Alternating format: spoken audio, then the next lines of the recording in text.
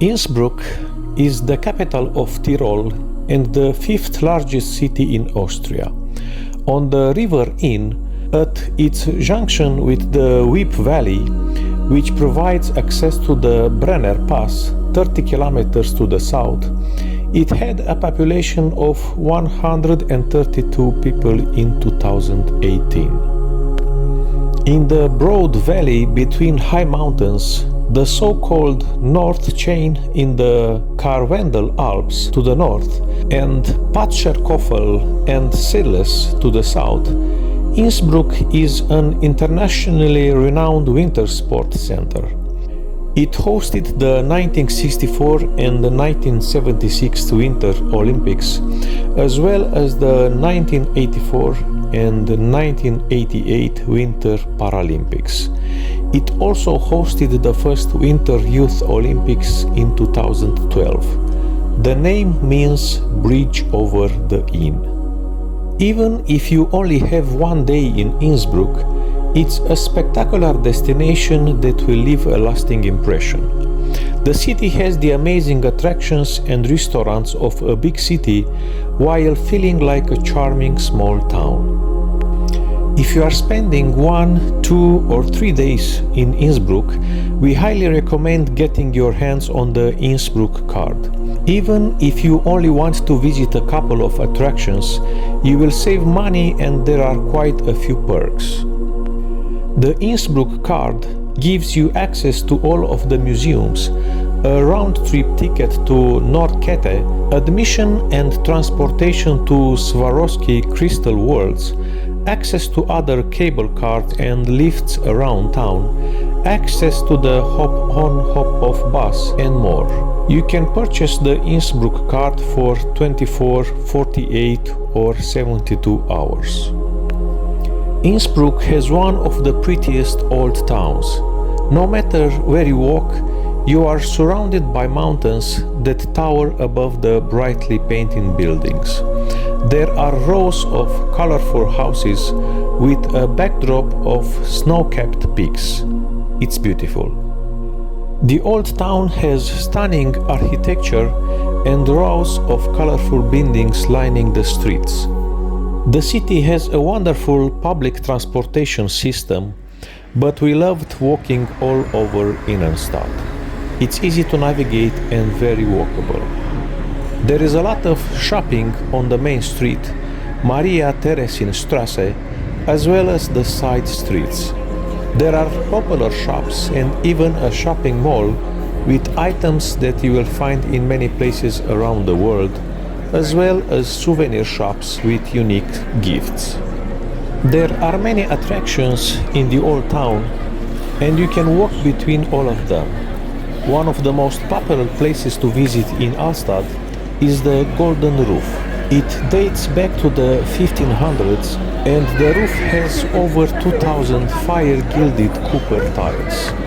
The structure was built for Emperor Maximilian I to celebrate his marriage to Bianca Maria Sforza. Another popular attraction in the old town is the city tower, Stadtturm. It's a 15th century watchtower and former prison with a small museum. Walk up its spiral staircase for amazing views of the city. A few other attractions in the old town that you should check out include the Innsbruck Cathedral, the Imperial Palace, the Court Church, and the Tyrolean Folk Museum. You will also likely pass by the Triumphal Arch, a prominent Roman-influenced archway that was built in the 18th century.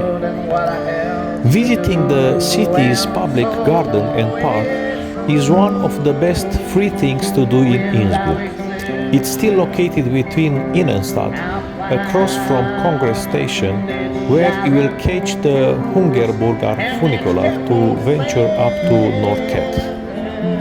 Nordkette is known as the jewel of the Austrian Alps, and it's not to be missed.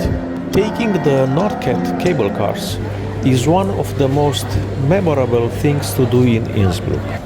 You will spend a couple of hours taking the funicular and cable cars up to the top. The journey is all part of the fun. You start in Innsbruck's old town and travel to the top of Innsbruck. At the top, you will stand high above this beautiful city and its surrounding mountains. A round-trip ticket on the Norrkette is included in the Innsbruck card. First, you will take the funicular from Congress Station to Hungerburg Station. It is an architectural and engineering feat with views like no other. You step aboard the small train and it travels through a couple of small tunnels. At one point, you will pass another car going in the opposite direction.